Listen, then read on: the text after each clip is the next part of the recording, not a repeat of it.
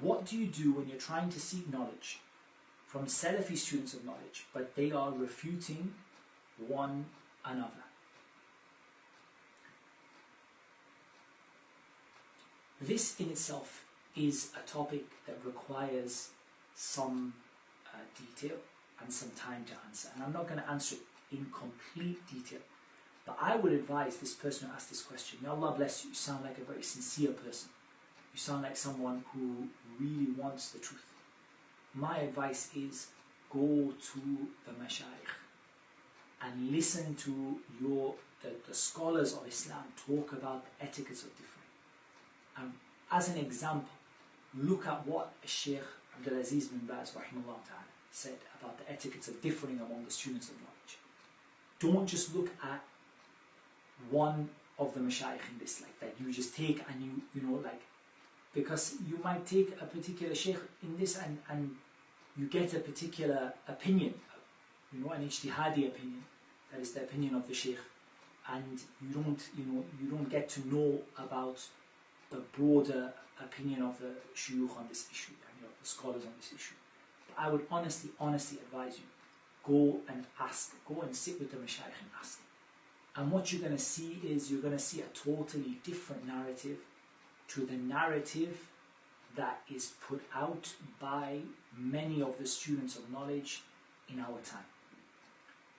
There is a narrative put out by many of the British and American and so on, you know, Western students of knowledge, that wallahi, to be honest, whenever it's presented to our mashayikh, they basically tell you, be quiet, sit down, open your book and get on with something beneficial. And the amount of times I've seen people, you know, literally slapped down because of this. You know, the sheikh, well-known mashayikh from our big major mashayikh, I tell them, listen, you need to just be quiet and sit down. And you need to stop causing these issues between one another, and you need to do, you know, and so on. And so I think that if you look at this issue in reality, you actually go back to the mashayikh and back to the ulama, you know, really, to be honest, inshallah, the truth will become clear to someone who wants to know what that truth is.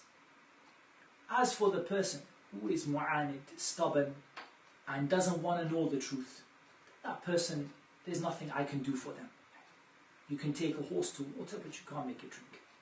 But the truth is absolutely crystal clear for anyone who has من كان له قلب أو ألقى السمع وهو شهيد.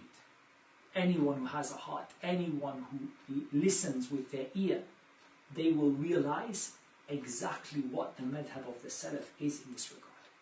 And they will realize that so much of the qila wa qala that went on among the tullab al-ilm in the West didn't have any knowledge behind it. It didn't have any knowledge behind it, and it didn't have any basis for it.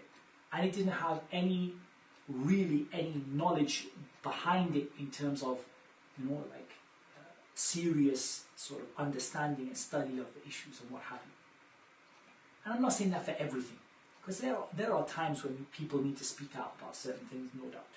But a lot of the time, a lot of this was really just wasting time, and it wasn't sincere.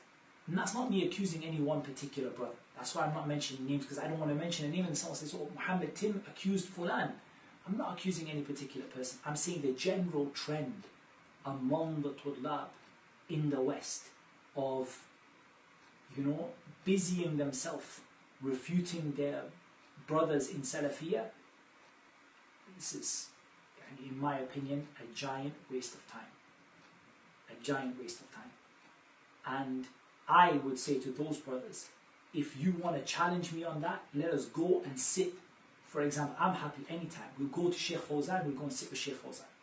And I promise you, Sheikh Fawzan will not even give you 10 seconds before he tells you, be quiet, sit down, and get your book out and study. And I've personally seen this from so many of the mashayikh. Sheikh after sheikh after sheikh. Time after time. Yani from mashayikh from every corner of the Mamlaka in Saudi, outside of Saudi, they said, Akhwan, this is not your job. This is not what we taught you for. This is not your concern. There are issues. And I'm not going to say there are not issues among people that need to be spoken about. I have no issue with that.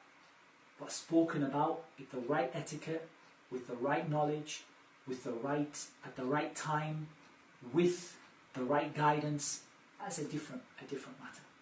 But no doubt, this is, I think, if a person really sincerely goes and looks at the truth in this issue, Allah, to be honest with you, they will see it without a shadow of a doubt.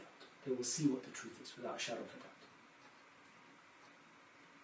At the same time, when two people differ with one another, what's our position generally from the position of Islam generally? Two people of knowledge, let's not say about, mashayikh or ulama, whatever, tullab ilm. Two people of knowledge differ with one another and they disagree, and one of them accuses the other.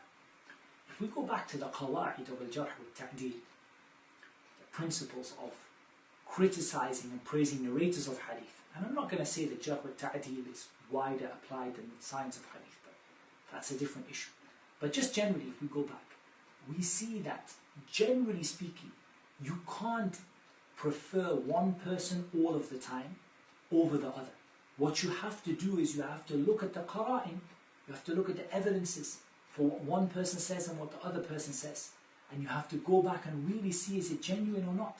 Because there's a mas'ala in Masail al-Jarh wa-Ta'deel, which is sometimes called Mas'alatul Aqran, the issue of people who are contemporaries. And often personal things happen between people. Personal things happen between people, right? Personal issues. Things that, even between our mashayikh, personal issues happen sometimes. Things happen, arguments, misunderstandings, whatever. Ultimately, those things are not to be taken into account until you've understood that there is real substance behind it. So here, for example, somebody says that someone lied about the Prophet ﷺ. Okay, show me what he said in context and let me listen to what this person said. He said, I didn't lie. The hadith, in my opinion, is authentic, for example. Or he said that I misspoke and I meant to say it was an athar of Umar, for example, but I said it was a hadith and it wasn't, it was a I simply said it wrong, or I memorized it wrong, for example, or a person quoted a hadith and they quoted a particular wording of that hadith and the scholars maybe differed over whether it's authentic or not. But you have to go back and see the reality of something. And then you have to distinguish also between a person who makes a mistake and a person whose methodology is corrupt.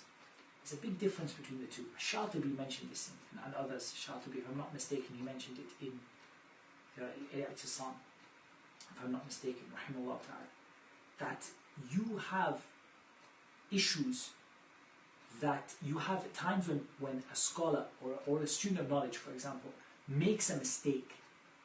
Well, I make mistakes all the time. But I would hope that those mistakes are not indicative of a corrupt methodology, not indicative of an evil, an attachment to bid'ah or innovation or something like that, but simply indicative of making a mistake. This happens. If we want to remove the students of knowledge who make mistakes, we will not be left with any. And if we want to remove the mashayikh who make mistakes, wallahi la yabqa ahad, there will not be anybody left who doesn't make a mistake. Because making mistakes is a fundamental nature of human beings. We all make mistakes.